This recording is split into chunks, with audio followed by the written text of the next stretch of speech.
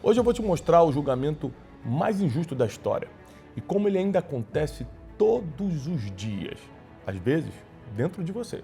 A pessoa não matou ninguém, a pessoa nem sequer te feriu, mas você já quer que ela pague por algo. Agora, é uma contradição você querer condenar uma pessoa a uma sentença dessa, mas para você, quando você erra, querer misericórdia.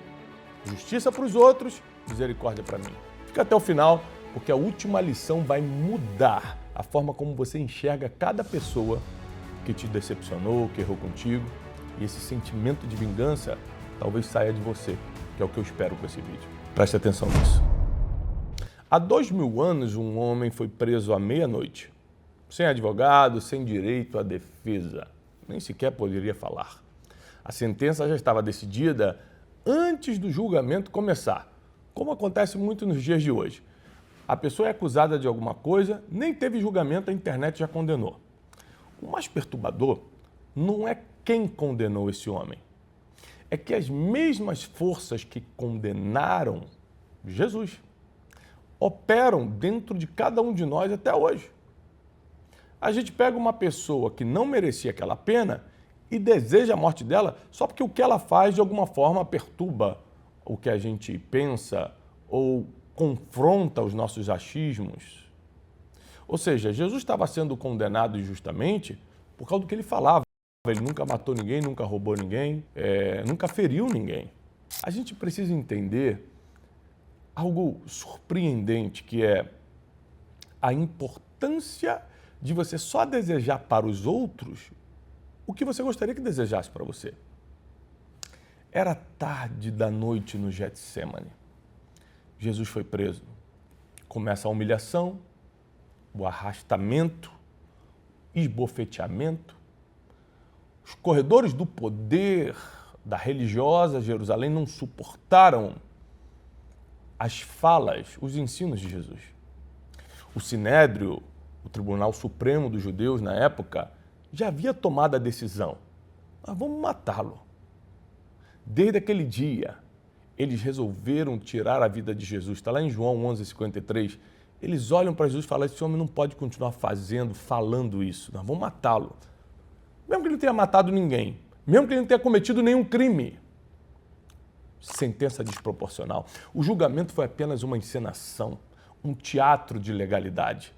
Eles violaram a própria lei judaica, que jura defender uma pessoa inocente. Primeiro, era proibido julgar à noite. Eles fizeram isso. É obrigatório ouvir o acusado. Eles não escutaram. É necessário investigar antes de condenar. Eles pularam essa parte. Isso acontece nos dias de hoje, nós sabemos, nos tribunais da vida e nos tribunais da lei, mas isso acontece desde a época de Cristo. Digo mais, desde a criação do mundo. O sumo sacerdote rasgou as próprias vestes e gritou: você blasfemou. Que necessidade temos de testemunhas? Porque Jesus afirmava ser o Filho de Deus. Então quer dizer que se eu afirmo ser alguma coisa que você não concorda, você me mata? O que movia essas pessoas não era amor à justiça. Não era justiça. Era inveja. Era medo de perder posição público. A Bíblia diz em Marcos 15:10 que por inveja os judeus o entregaram a Roma. É muito importante você saber que as pessoas que se disfarçam de justiça, na verdade, são justiceiros. Eles querem condenar para um fim próprio, para uma vantagem própria. Agora, se você está gostando até aqui, você não tem nem ideia do que está por vir ainda. Fica aqui. Aqui está a verdade que eu quero que você grave. Sempre que alguém usa o nome de Deus, da lei, da moralidade, para destruir alguém, não é justiça, é crueldade, com uma roupagem moral ou religiosa. Porque a própria Bíblia diz que amar o próximo como a si mesmo é o maior mandamento junto com amar a Deus sobre todas as coisas. Então como é que eu posso usar a minha justiça própria para destruir a vida de alguém? muito importante você gravar, você observar o que eu vou te ensinar agora. Pilatos, o governador romano da época, sabia da inocência de Jesus. Ele interroga Jesus, ele dá uma investigada no que Jesus está fazendo e falando. E até a própria esposa dele manda um recado: olha, não se mete com esse justo.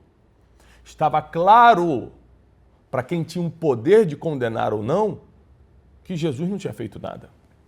O problema é que a multidão gritava. Todo mundo gritando acaba te convencendo. E sabe o que a multidão gritava? Crucifica. Crucifica. Crucificar um homem que pregou bem? Crucificar um homem que nunca bateu em ninguém? Pilatos fez algo que todo covarde faz quando a pressão aumenta. Corre para a maioria. Ele chamou uma pessoa para trazer uma bacia de água e falou assim: olha, lavou as mãos, fala, eu não tenho nada a ver com esse assunto mais. Pessoas que ficam em cima do muro, pessoas que não assumem responsabilidades, pessoas que tinham poder de julgar com justiça, mas preferem fingir que não viram, porque, afinal de contas, a maioria está gritando. Mas lavar as mãos não exime da culpa. Pilatos representa um tipo de pessoa muito comum nos dias de hoje. Sabe o que é certo, sabe quem está certo, mas não faz nada. Porque agir tem um preço. E essas pessoas preferem a covardia do que pagar um preço. Não quer parecer injusto diante das pessoas, ser mal falado, ter sua reputação afetada de alguma forma, então ele faz o que a maioria está pedindo. O nome disso é cumplicidade. A gente vê muito na internet, né? Você entra nos comentários de alguém que está sendo atacado, cancelado. Se a maioria dos comentários são negativos, o cancelamento está em andamento. Mas se tem muitas pessoas defendendo, até quem entrou para bater começa a mudar de opinião. Como pode o poder da maioria influenciar quem realmente decide? Pilatos tentou até a última saída, ele tentou. Ele não queria condenar Jesus. Havia um costume nessa época que era soltar um prisioneiro por causa da festa da Páscoa, uma festa muito importante para os judeus. Ele apresentou, então, duas opções à multidão. Na cabeça de Pilatos era lógico que iam condenar um assassino, um ladrão. Ele apresenta Jesus, inocente, um homem que estava curando as pessoas, pregando a paz, o amor, e apresenta do outro lado Barrabás, que era assassino, ladrão, um criminoso, confesso. E Pilatos pergunta: quem vocês querem que eu solte? E a multidão, manipulada pelos líderes religiosos da época, começa a gritar: Barrabás. O culpado foi solto. O inocente, crucificado. Agora pensa comigo, se você estivesse naquela cena, você gritaria justiça ou misericórdia? Se fosse com você, você gostaria que o povo soltasse o justo ou o criminoso? Comenta aqui o que você acha. Mas aqui está o maior paradoxo dessa história. Esse foi o plano divino desde a eternidade. O justo se entrega para pagar os pecados de quem ainda nem percebe que é pecador. Não foi fraqueza, foi escolha. A própria Bíblia diz que Jesus fala: ninguém pode tomar a vida de mim, eu mesmo a entrego. Eu tenho o poder de dar e de reavê-la. Isso muda completamente o significado de justiça, porque agora a gente percebe que os verdadeiramente justos não estão julgando, não estão buscando serem justiceiros por aí, prejudicar alguém, mas sim fazer algo para melhorar a vida de quem nem entende ainda que precisa ser melhorado. Se esse conteúdo está te ajudando, 60% das pessoas que nos assistem aqui ainda não estão inscritas nesse canal. Pare agora e nos honre, nos ajude se inscrevendo nesse canal.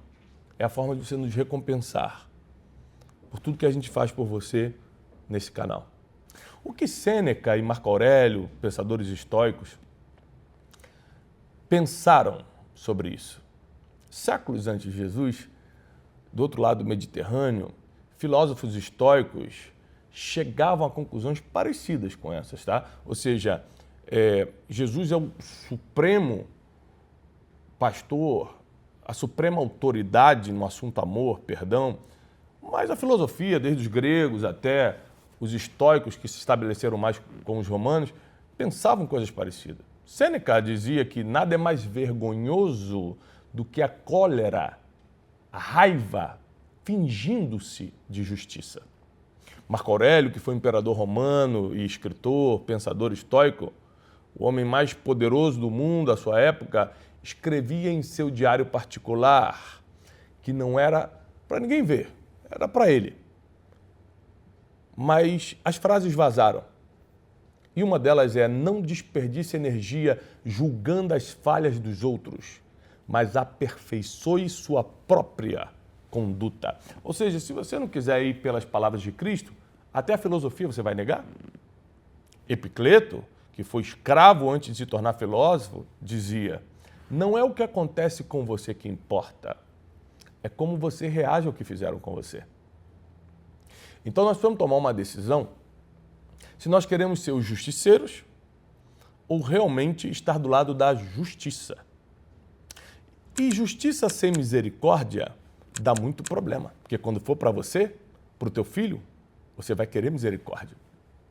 A justiça do sábio é silenciosa, não pede palco, não busca curtidinha, não está atrás de audiência a qualquer custo. Ela simplesmente age corretamente porque a pessoa é assim. Ele não está querendo ser visto por alguém. Até quando não está sendo filmado, quando não está sendo visto, ele age com justiça porque ele tem isso para oferecer.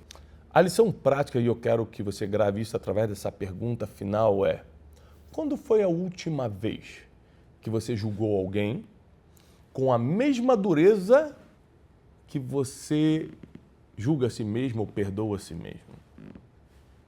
Com os outros é morte, para você é liberdade? Os seres humanos não erram? Jesus deixou 3 perguntas que funcionam como espelho.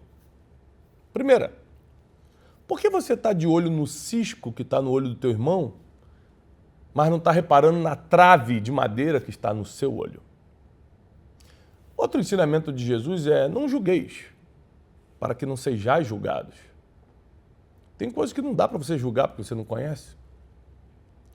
Agora Jesus encerra a questão dizendo: amai até mesmo os vossos inimigos. Não, você não é fraco, você não é bobo. Essa postura é difícil, mas é a postura mais poderosa que existe, porque aqui resolve o problema. Jesus veio para resolver problema. Jesus não veio para criar mais. Porque qualquer um grita por justiça quando o outro errou. Mas quando é com você, você implora pela misericórdia. Tem que ser muito sábio, maduro, inteligente, conhecedor das Escrituras e da sabedoria milenar para exigir de si mesmo o que, na verdade, hoje você está exigindo dos outros. Perfeição, que ele não erre, que não me ofenda, mas serve só para os outros? E você não ofende ninguém, não erra com ninguém? É perfeito? É perfeita? A humanidade continua repetindo o mesmo erro de 2000 anos atrás. Lá em Gênesis já tinha cobiça, Adão era para ser um homem perfeito, mas cobiçou, terceirizou culpa, Caim mata Abel por nada, José é vendido para os seus irmãos só porque era sonhador. Justiça para o outro. Justiceiros de plantão que querem sempre que o outro morra, só porque, de alguma forma, incomoda você o que ele faz. Ou o crescimento dele, ou o que ele ensina, ou até mesmo um erro que ele cometeu, mas desproporcionalmente você quer uma sentença injusta. Você precisa entender que a cruz de Cristo, é a prova que a misericórdia é a forma mais alta de justiça que existe, porque Jesus chamou quando você ainda era pecador e te perdoou antes mesmo de você ter cometido os pecados que cometeu. Vencer o ódio com amor não é ingenuidade. Esse é o mais alto poder que um ser humano pode ter. Martin Luther King fez isso com as suas marchas pacifistas, com a não violência. Mahatma Gandhi na Índia, a mesma coisa. Homens e mulheres que foram amigos da misericórdia salvaram o mundo. Aliás, posso te dar uma dica? Seja amigo da misericórdia. Você nunca sabe quando vai precisar dela. E se esse conteúdo te ajudou, mexeu com você, abriu tua mente, fez você reconhecer algum erro que precisa consertar, se era justamente o que você estava precisando entender, porque você está vendo tanta gente condenando os outros na internet, tanta briga, tanta sentença desproporcional que você já estava assustado com esse espírito justiceiro que está não só na nossa geração, desde o início de todas as coisas. Se esse vídeo te ajudou, você precisa então compartilhá-lo, curtir. Se você não está inscrito nesse canal, se inscreva, porque aqui eu trago reflexões para você melhorar a tua vida, para você aprender a vida como ela é, não como você acha que é. Mundo real, não mundo ideal. Você precisa aprender a viver melhor, mais leve. Que Deus te abençoe, paz e prosperidade. Não deixa de compartilhar esse conteúdo. Felizes e abençoados são vocês que não viram, mas creram. É a experiência que faz você largar o que você acha importante para tocar por algo muito melhor. Quem já se entregou de forma profunda ao Senhor? Quem já sobreviveu a momentos muito difíceis somente baseado na misericórdia do Senhor, já não quer trocar isso por mais nada. O problema com Saul é que Saul queria a posição, Davi queria a presença. Senhor, eu prefiro ter sua presença. A cada uno dio una medida de fe. A cada um ele deu uma medida de fé. Voy a despejar este enigma Eu vou despejar esse enigma. y vas a salir por esa puerta E você sairá dessa porta, creyendo que nada te es imposible. crendo que nada é impossível a você. Llegó el tiempo de você vivir lo que está escrito en la palabra del Señor. Quien va a vivir milagre grita. Quien va a vivir lo sobrenatural salta, pula. Se prepare, porque a primeira coisa que Deus vai te dar para você ter uma vida extraordinária é o dom de discernimento. Quero declarar que você e toda a tua família estarão na conferência 2026, uma nova estação.